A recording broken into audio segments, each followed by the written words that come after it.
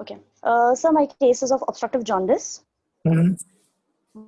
My patient, Mr. Ashok Kamble, 63-year-old Hindu male, resident of Vashi, salesman by occupation, hailing from Kolhapur, came to the OPD with the following chief complaints.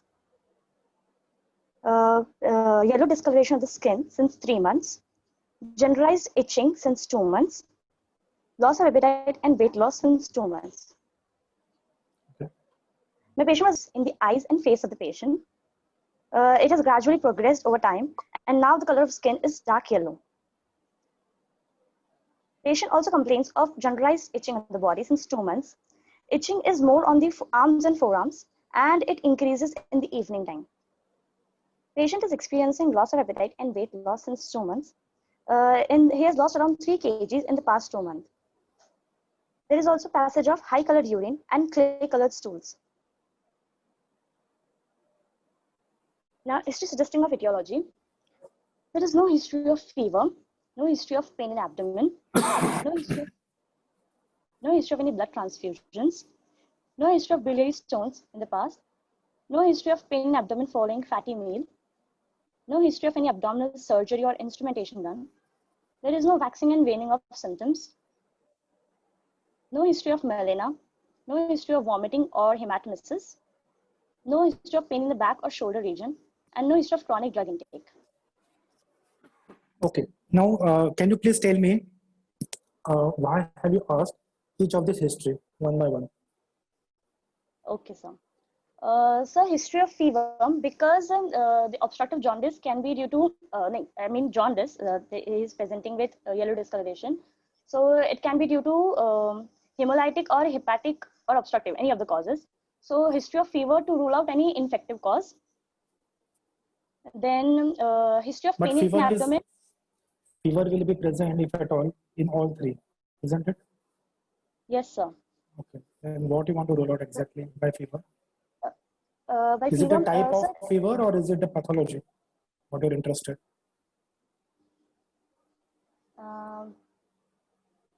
fever with chills. So actually it is particular if there is cholangitis or malaria. Okay, see, then here what you should mention is fever associated with pain in the right hypochondrium. Okay, that at least Okay. with which you can defend two possibilities. First is a acute cholecystitis, or rather cholecystitis. Second thing you can mention as a cholangitis. There is two possibilities you can include, but by just mentioning a fever, it won't help. Fever and pain in right hypochondrium. Pain in the right hypochondrium or right upper abdomen, if you want to mention in patient's language, that's fine. But I think you combine these two. If you isolated mention just there is no fever, I mean, as you are aware, fever has n number of etiologies. So what exactly in this relation, what you anticipate is important. So cholangitis and cholecystitis, these two things you have to rule out. Now, how will you differentiate these two? Cholangitis and cholecystitis. Both may have fever, both may have pain in the right hypochondrium. So, is there any way to discriminate or distinguish from history? A patient is suffering from cholangitis and patient is suffering from cholecystitis.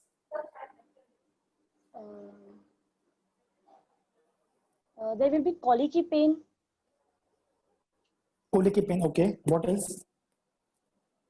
And pain following fatty meal.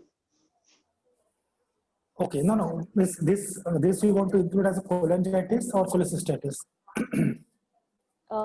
Colicky pain is seen in cholangitis, and Okay. pain after ingestion of fatty food is seen in cholecystitis.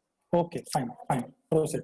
And next, any blood transfusions? To rule out any hepatitis, which is hepatitis B, or any infective cause which is transmitted through blood. Okay. Okay, next. Then no history of any biliary stones. Patient will not give history of biliary stones, no? What If history patient will he has give? in the past, if he, colicky pains. Okay. Or See, if he because received patient, known even cases. if he had in the past, say cholelithiasis or something, what patient will remember mainly is the pain. pain, colicky Patient pain. may not remember what type of stones exactly. Biliary out of question unless patient is a very well educated. So don't mention history of biliary stones. See, if you mention biliary stones, it is a your inference. It has that you have come to it. And what symptoms patient will tell, that is very important. So you have to mention what it is. Biliary stone is what?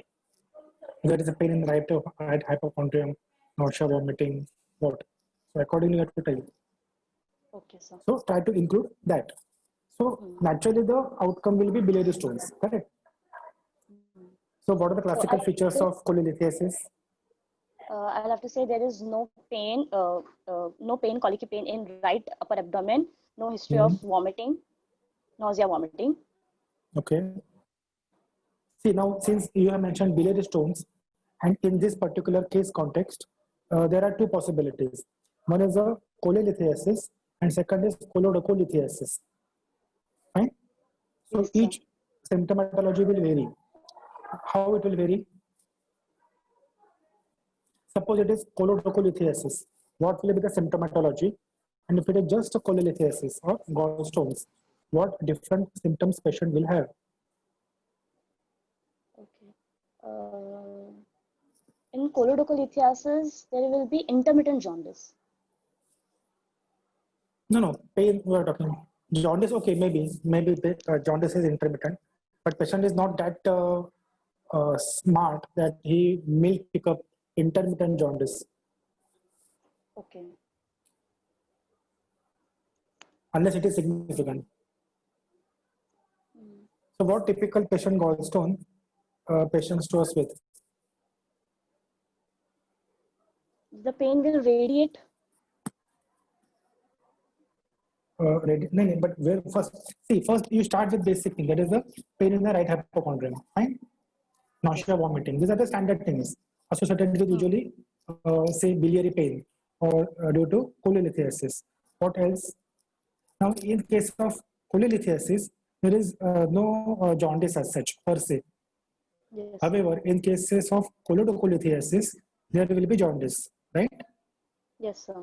So you have to emphasize accordingly. So suppose this is colodocolithiasis.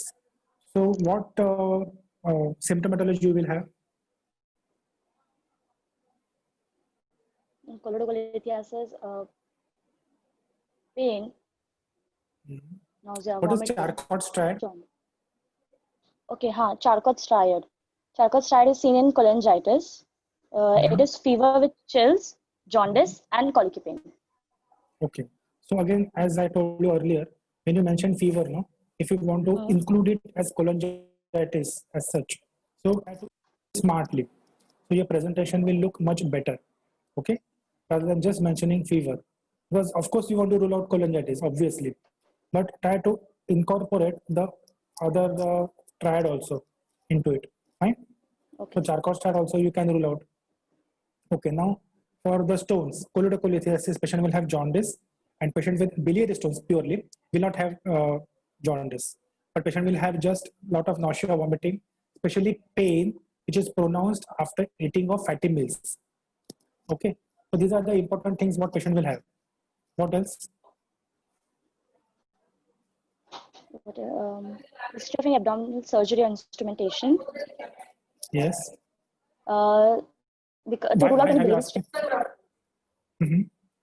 to rule out any, if there is instrumentation done, so it will be followed by stricture formation. Okay, so what we are anticipating here is benign biliary stricture. Biliary stricture. So post instrumentation. Right? Now this benign biliary stricture can occur without instrumentation also. Okay.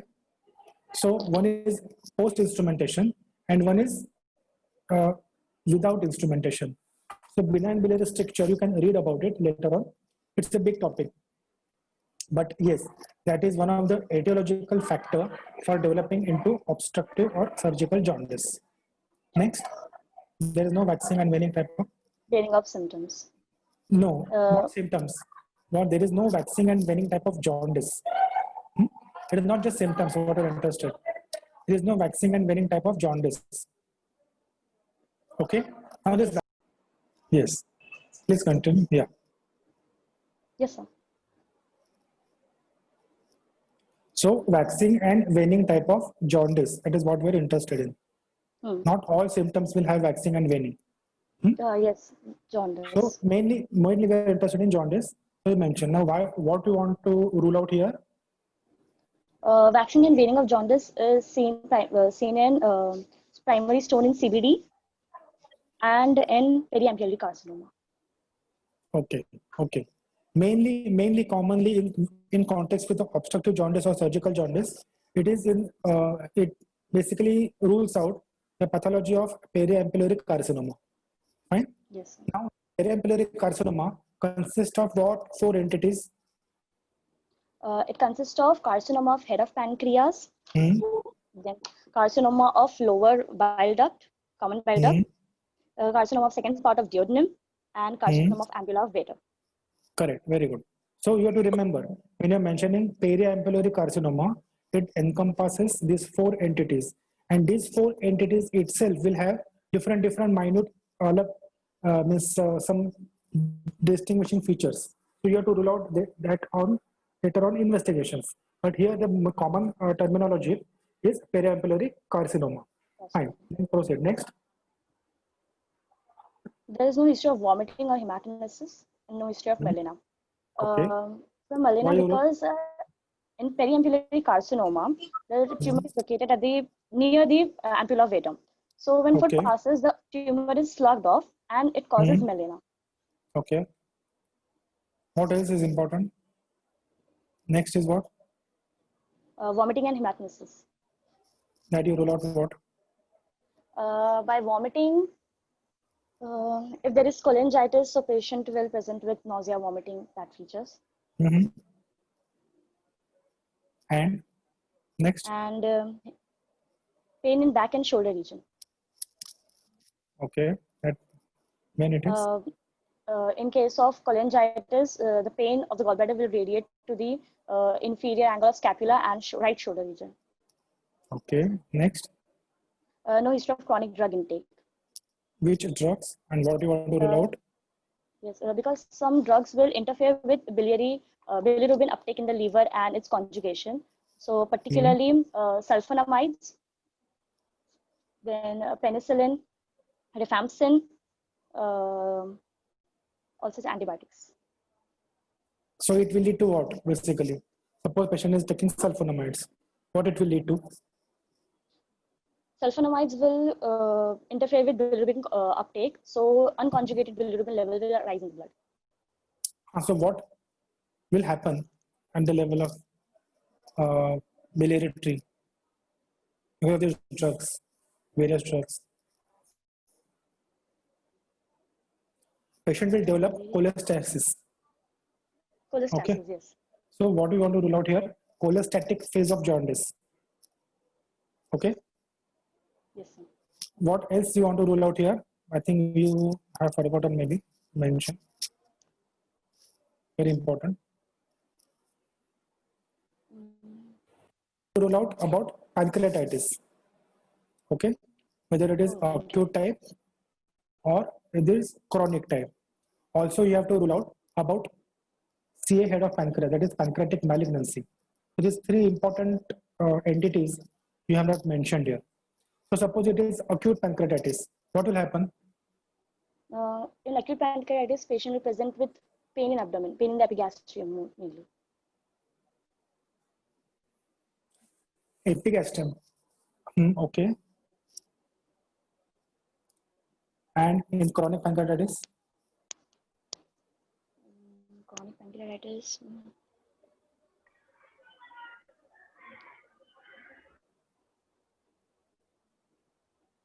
It will also pain in abdomen, but the pain will radiate to the back.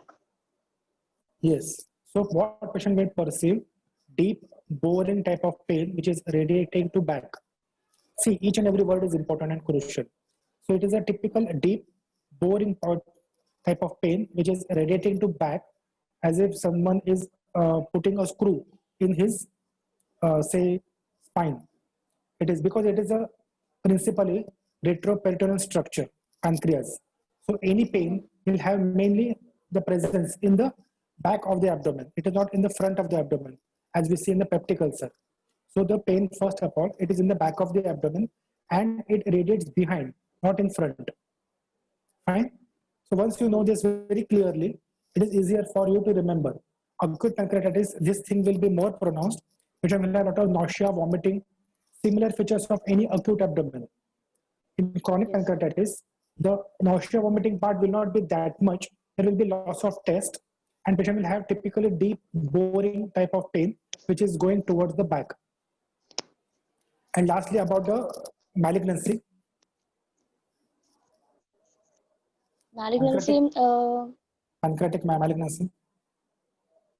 uh, but sir, there is loss of appetite and weight loss, and this is a painless and progressive jaundice. Mhm. Okay. No, I'm asking if it is a pancreatic malignancy, say head of pancreas, which will also give similar picture. So what will do?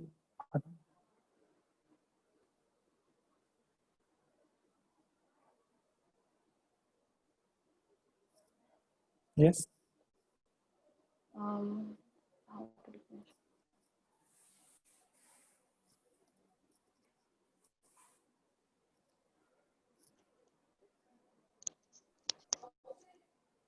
Sir, I don't understand the question.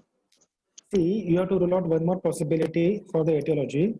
It is a pancreatic malignancy, say involving head of the pancreas and causing compression on the common bile duct or common hepatic duct. So what will be the presentation of the patient? Because he has primarily malignancy, related to pancreatic malignancy. So like we have ruled out for acute and chronic pancreatitis, what will be the features of pancreatic malignancy primary? Primary pancreatic malignancy. Say patient is having head of the pancreas. So what will happen? So first patient will present with obstructive jaundice, No, and no. there will be Okay. Yes. there will be an abdomen with weight loss, loss of appetite, Okay. and the jaundice will be severe and progressive. Patient will have like rapid loss of weight because the juices are not getting secreted, and patient will lose the appetite. So patient will rapidly lose weight. If you see patients with chronic pancreatitis or see head of pancreas, they will have these pronounced symptoms. So you have to rule out that possibility. And one last possibility in the etiology, which you, if you can mention, I mean, you can score distinction. What is that? See what so far what all you have covered: cholecystitis, fine, Yes, sir. cholelithiasis, choledocholithiasis, cholangitis, okay, benign biliary Yes, sir. stricture. These are the 5 gallbladder pathologies.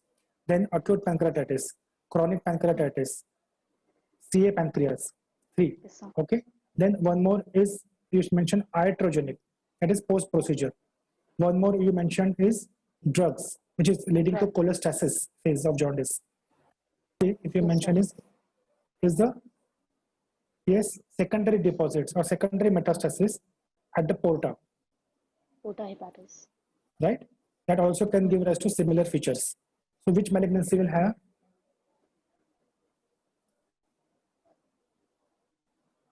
Pancreatic malignancy can cause secondaries at porta.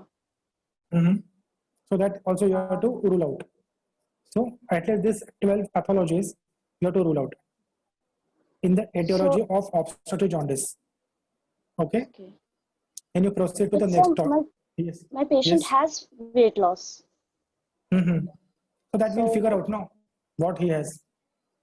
Whether it's a malignancy only, or it is a periampullary, or whether it is primary this CBD stones, whatever, we will try to figure out. Now due to history, are certain positive history and majority as a negative history because it's a long case. okay. Next. Okay. So, history of complications. There's no history of fever with chills or colicky pain to rule out cholangitis as a complication. No history of bleeding tendencies. No history of altered sleep, edema, tremors, or abdominal distension. Mhm. Okay. Then past history. There's no history of jaundice in the past. No history of TB, diabetes mellitus, asthma, or hypertension. No history of abdominal surgery or instrumentation in the past. Personal history. Sleep is normal. Appetite is decreased. Bowel habits are normal, but there are clay-colored stools.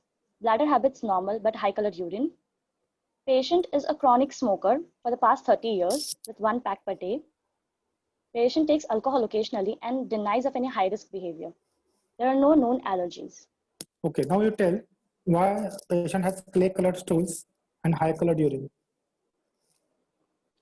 Because in obstructive jaundice, bile is not able to drain in the intestine, and bile by the intestinal flora, bile is converted to urobilinogen and stercobilinogen, which gives the stools its color.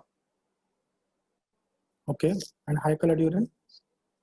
And high-colored urine, there is obstructive jaundice, so bile is collected in the gallbladder and liver, and from there, all the bile salts, acids, and bilirubin is absorbed in the systemic circulation.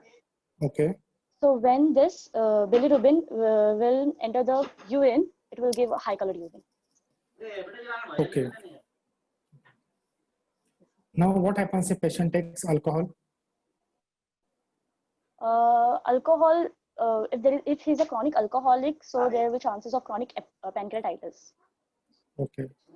Okay. Plus, there is a possibility of liver cirrhosis also. Liver cirrhosis, yes, sir. Okay. Next. Okay. Family history. There is no history of jaundice in the family to rule out hemolytic causes of jaundice. No history of cancers in the family, breast, Okay. pancreas, or colon. General Okay. examination. Now on history, how will you differentiate between whether it is a hemolytic, hepatocellular, or obstructive jaundice? Yes. Say, for example, jaundice. Just jaundice. Okay. So first, the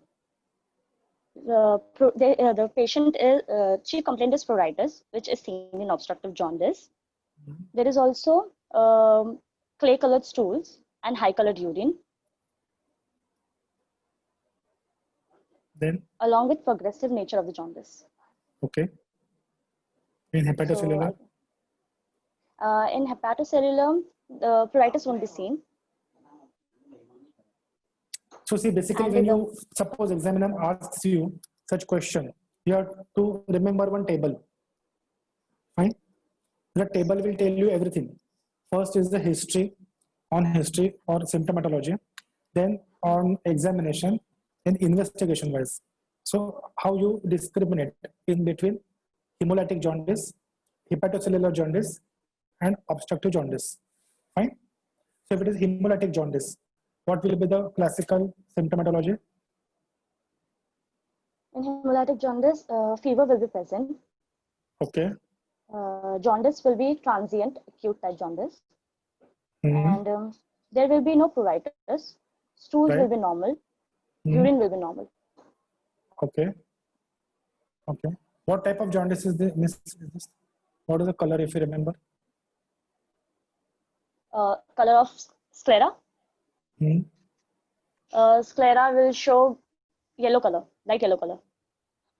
What? Yellow color? Light yellow. Light yellow color. Light yellow. Sclera. Light yellow. Okay. There's a description to this. It's called as lemon yellow. Lemon yellow color. Okay. Now, in hepatocellular jaundice, what will happen? In hepatocellular jaundice, there will be pain in abdomen, liver will be tender, and fever will be present. The jaundice will be rapid increase in jaundice. There won't be any pruritus seen. Stools will be normal and urine will be normal. Okay. There will be loss of appetite. And jaundice color, what type? And sclera will show orange yellow color jaundice. Orange jaundice, basically. Orange jaundice. And lastly, obstructive, that you already mentioned. But here, in what is the type of sclera color? will be deep green hue, green hueish color. Yeah, okay.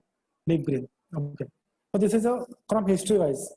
On examination, again, few things will change. And on investigations, you will pick up more things. So this chart has to be absolutely perfectly imbibed in your mind. So once it is there, it is very easy to interpret and answer many questions from examiners. Fine. Now we go to examination. Yes, sir. Examination. Patient is conscious, cooperative, well-oriented in time, place, and person. He is averagely built and well-nourished. Temperature is febrile. Pulse 70 per minute, taken in right radial artery. Regular with normal force and volume. Bilaterally equal. No radiofemoral delay. BP 110 by 80 millimeter mercury, taken in right upper arm in sitting position. Respiratory rate 18 per minute, regular abdominal thoracic breathing. Icterus is present and sclera has a greenish hue. There is no pallor, cyanosis, clubbing, edema, generalized lymphadenopathy. Okay. General signs of liver cell failures are absent. Okay. Now, regarding the jaundice or the rather icterus to be specific, where will you check it? On the upper part of sclera. Upper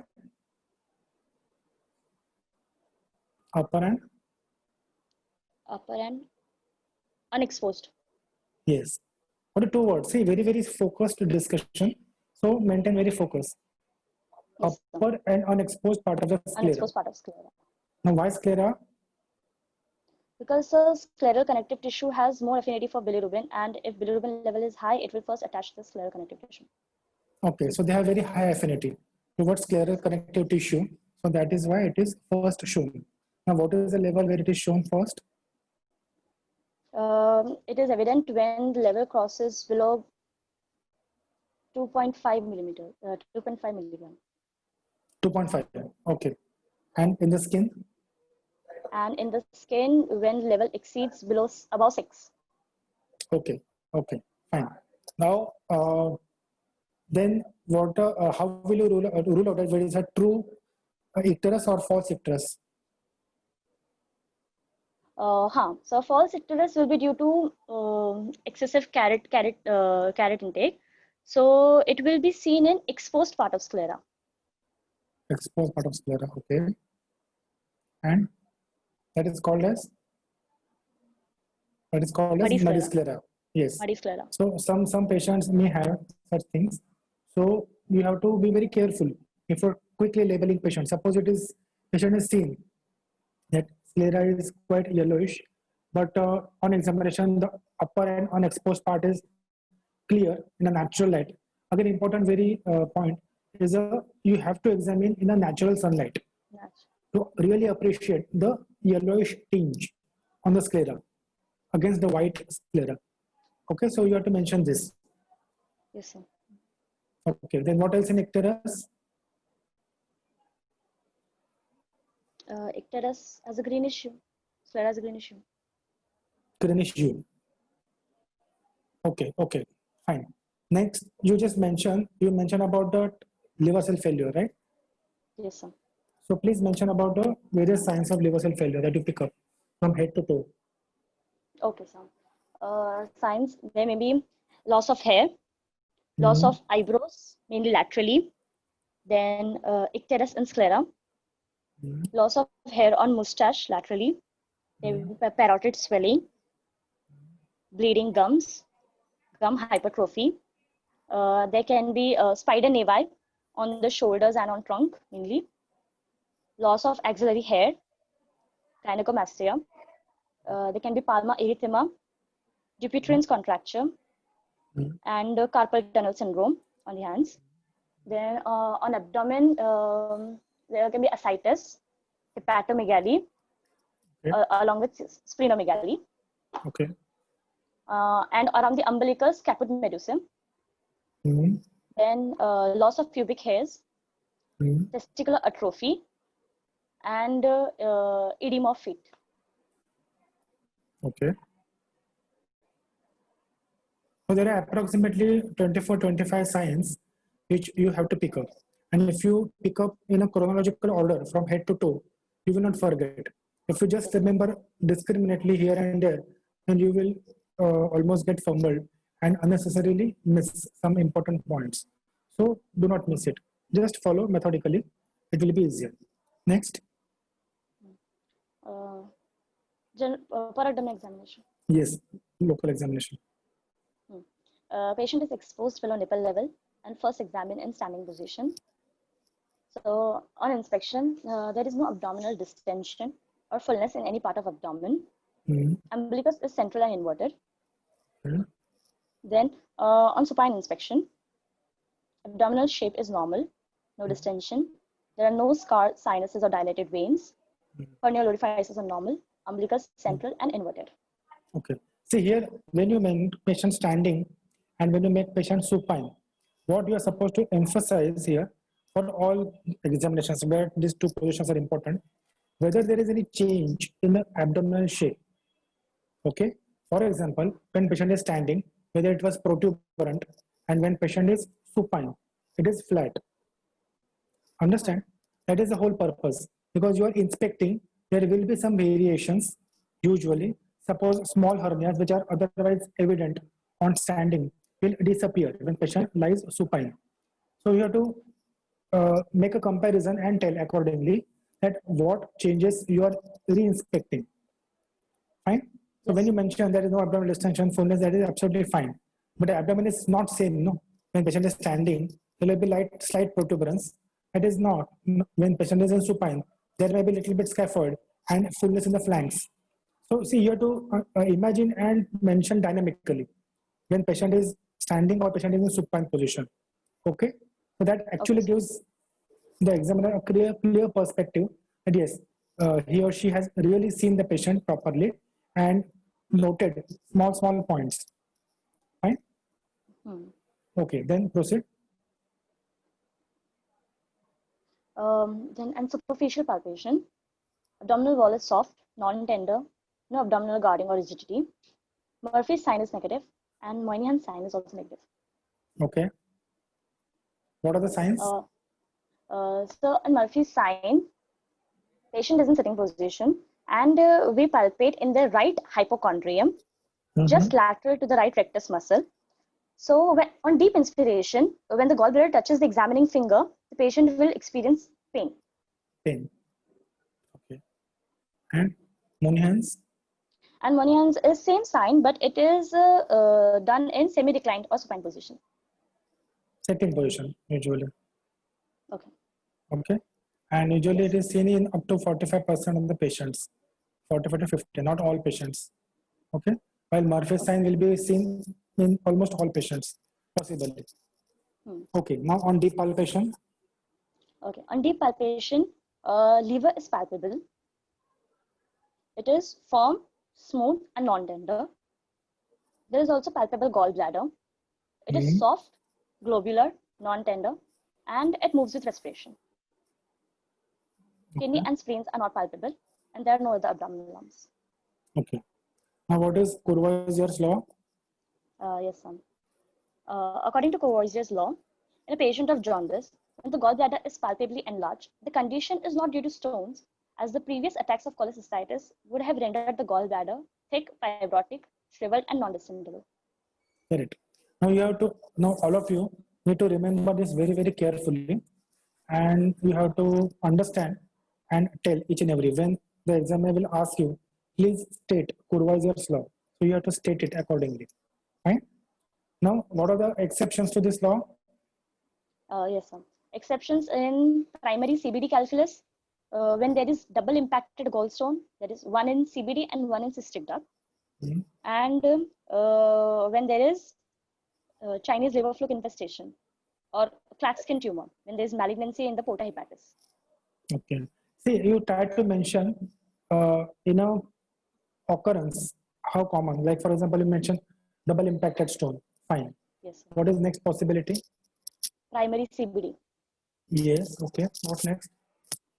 Then pancreatitis. Okay. What next? Then stony pancreatic duct. Okay. Then there could be Mersey syndrome. What is Mersey syndrome? Yes, Mersey syndrome. In Mersey syndrome, the stone is impacted in the neck of gallbladder or in the cystic duct. So cystic duct is blocked. Okay. Okay. See, there are around approximately 7, 8, or maybe 10 exceptions to this law. So one can actually understand, study it, but you mention it in a level of occurrence. Don't mention something which is, see, Klatskin tumor is true, but it doesn't happen first thing. Klatskin tumor, it is a malignancy at the porta hepatis. It happens rarely, it's not that so common. So when you mention it lately, and not first. First, you mentioned the stones, that is a common CBD stones or primary CBD stones and other things, or double impacted stone. Fine? Yes, sir. Okay, next. On percussion, there is download over the right hypochondrium area.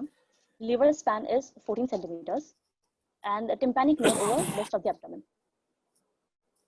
Okay, On auscultation, peristaltic sounds are heard over the abdomen. okay. Okay, so what is your diagnosis now? Final? So final diagnosis, my patient is suffering from obstructive jaundice, which is due to malignancy of head of pancreas without any obvious complication and good liver function. Okay, fine. Now, how will you manage further? Management, so first I'll do investigations. Yes, tell. So the investigations will be serum bilirubin. Yes. In this, conjugated bilirubin level will be much more. See, you mentioned complete liver function tests, right? Complete LFT, okay. So complete liver function test includes everything, correct? Hmm. You don't have to mention anything specific separately. So Okay, you mentioned complete liver function test. And naturally the examiner asks what all points you want to pick up.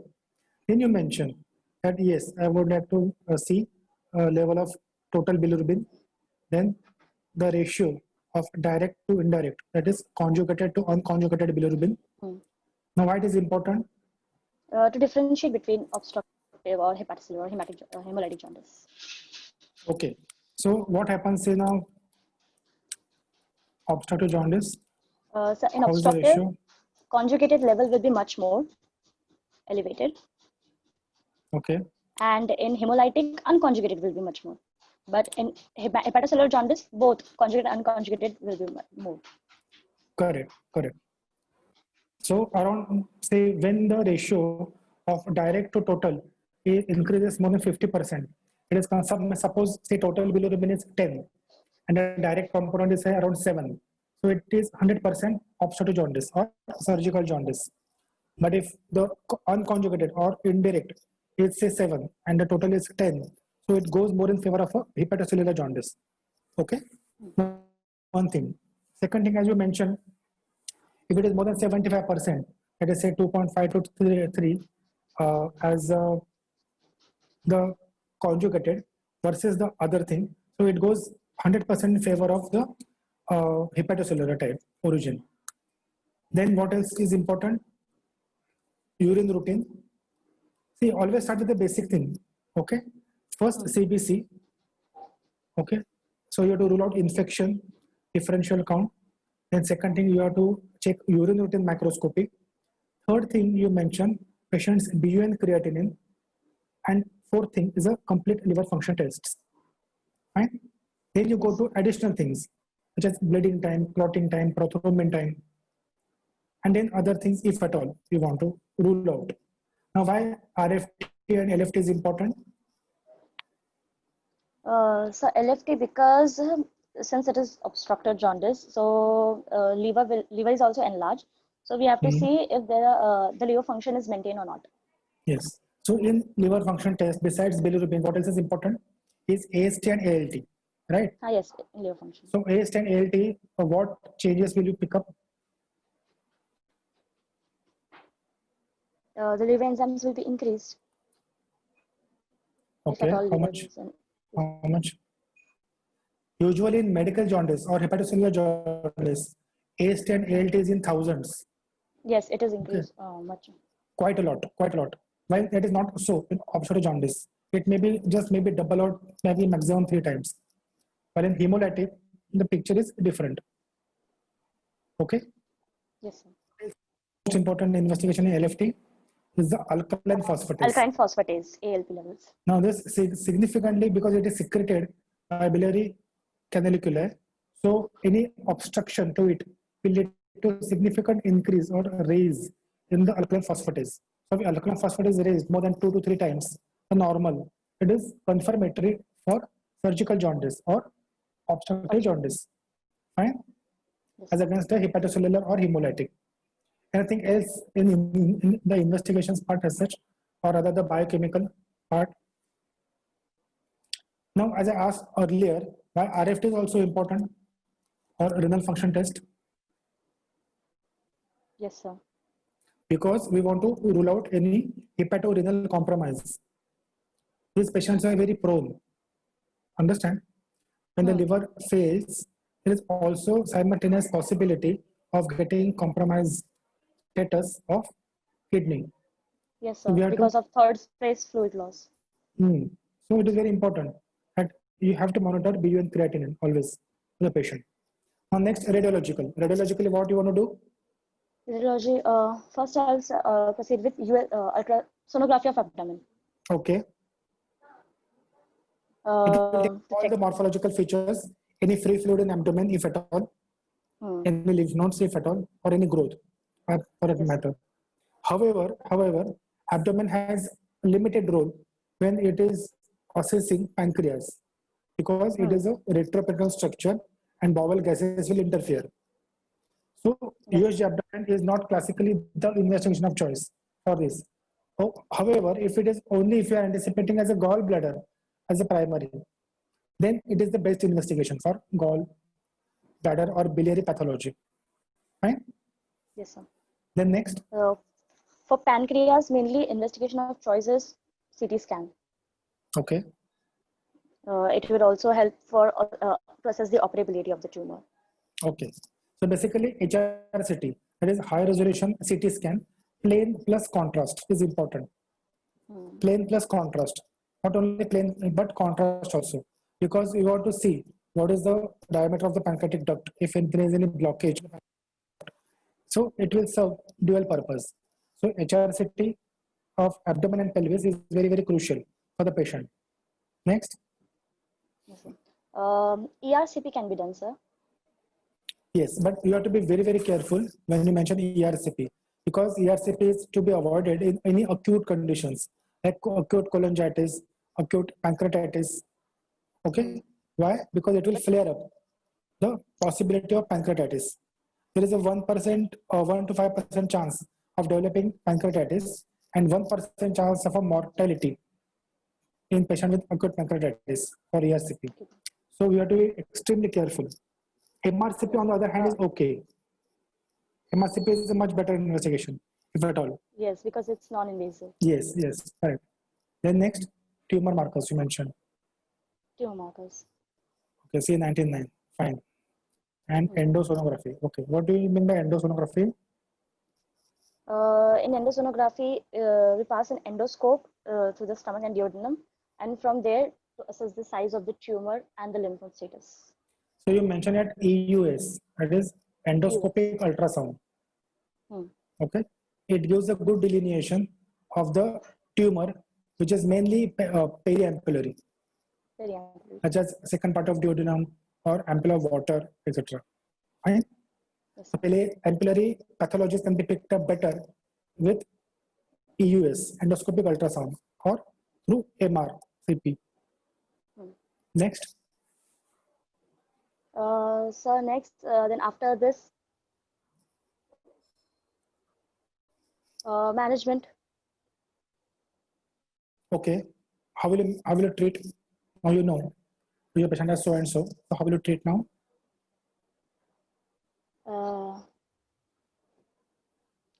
So there are two options. If the tumor is resectable or in non-resectable tumors. In case of resectable tumors, operable cases, Whipple's operation is undertaken. Okay.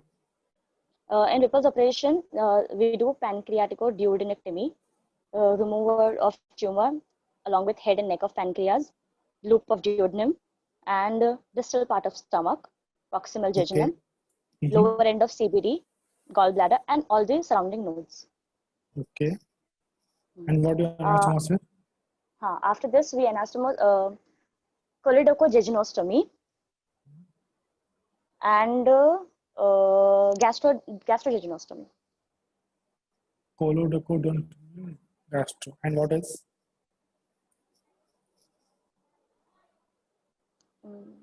What else? There are 3 anastomoses, right? Pancreatojejustomy. The leftover part of pancreas, we also connected to jejunum. Yes, yes. Okay. And this we put it in a Roux-en-Y fashion. Okay. Why Roux-en-Y fashion we keep it?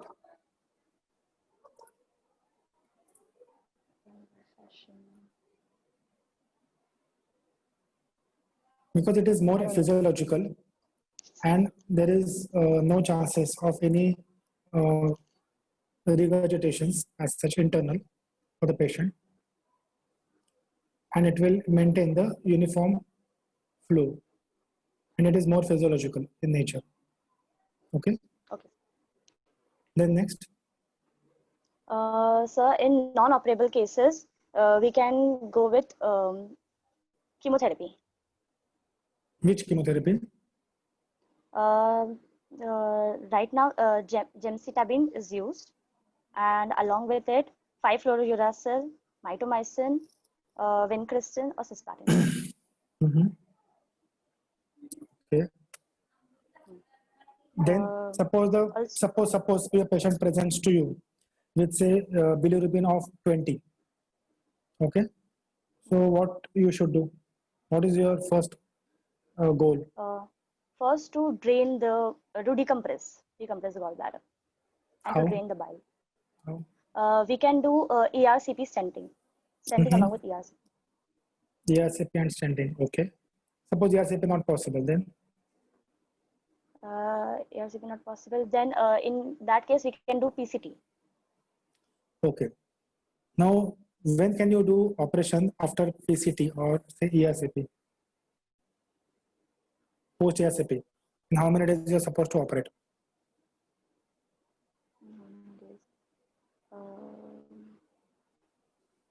Yes.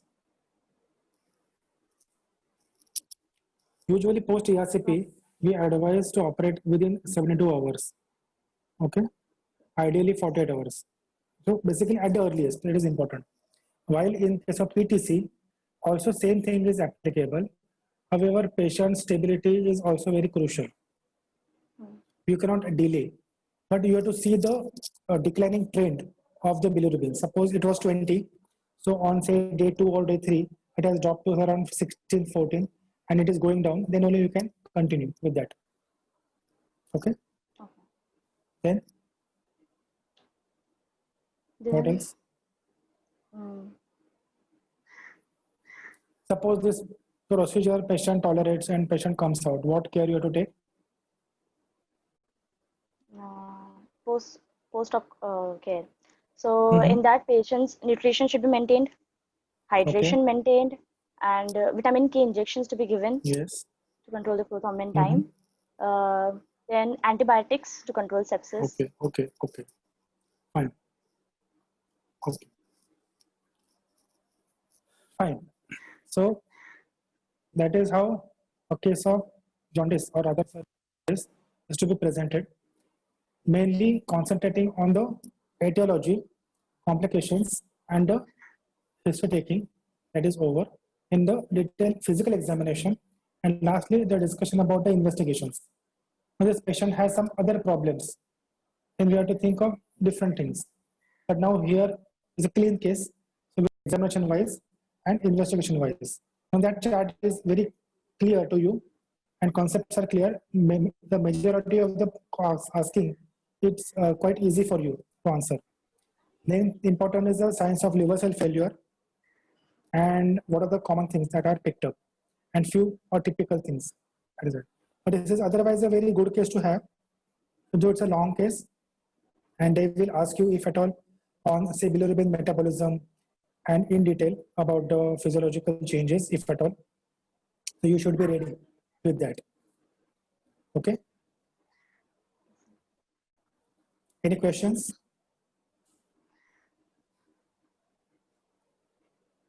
Sir, I have one question. Yes. Sir, how can we differentiate Klatskin tumor in history? How can we rule out that? See now, Klatskin tumor here. What do you want to rule out basically? You told I have to mention the secondaries at porta hepatis. Huh. So how can we rule out that? See, the picture will be same like surgical jaundice. Now we have to find out the etiology, whether it is a primary at the porta or whether it is secondary at the porta. So what are the etiologies or what are the pathologies that are in the body which will have deposits at the porta? So tell me, what are the different organs which will drain and get deposited in the porta? CA pancreas, Yes. then liver, Okay. then primary gallbladder tumor, Mhm. then stomach cancer. Stomach, okay. Even colorectal. Okay. Colorectal cancer. Now, wherever there are the sites of portosystemic anastomosis, if at all there is involvement with malignancy, there is a very high chance that there will be some deposits at the porta hepatis. That is the end point there for the portosystemic anastomosis. And this will be better discussed when we are discussing about the case of portal hypertension. But here also, just note slightly to brush up, you have to mention. But important is whether the symptoms are primary from the, like you mentioned, if it is a primary biliary pathology against a secondary deposited at the porta hepatis, from history wise is not that easy to distinguish. But yes, you can figure out depending on the symptoms. Suppose patient has pronounced symptoms of say stomach or gallbladder, and however the picture is not fitting into a classical picture of gallbladder and going into jaundice, surgical jaundice, then you have to think of secondaries. Okay. But if it is primary, like you mentioned, periampullary, like waxing any type of jaundice, clay colored stools, etc., then you have a strong evidence that this is only periampullary malignancy, and primary that is patient has is a surgical jaundice or obstetric jaundice. Okay, sir. Okay. Anything?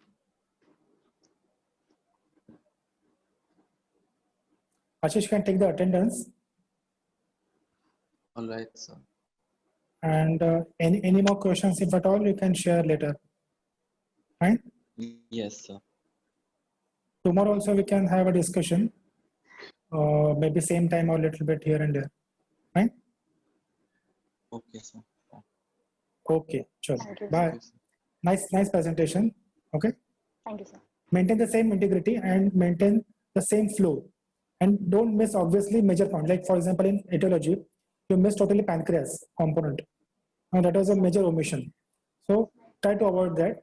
Rest you have included nicely. Not a problem. But these four major things, please try to include it. Fine? Okay, sir. Okay, Thank you, best sir. of Sir, are luck. there any updates Yes, from the Dean yes. office? Sorry. Are there any What? updates from the Dean office regarding the prelim examination? No, actually, we asked, but they are not telling. Like just now, you just told me, no, that your junior batch has been put the prelim schedule. Yes, sir. They received you said Yeah. you'll be asking on Monday, so that's why I'm just Yeah, asking. yeah, but I've not got any update till All now. right, sir. There's a possibility they may just put it from the dean office, maybe from Vidyasagar or anyone. I'm not sure about that. But usually we tell them that you please tell us in advance for clinical subjects. So they usually intimate, but there is a slight possibility that they will just put it also as per your designated or scheduled time. Fine. But still, whatever I come to know, I will spread with you. Okay.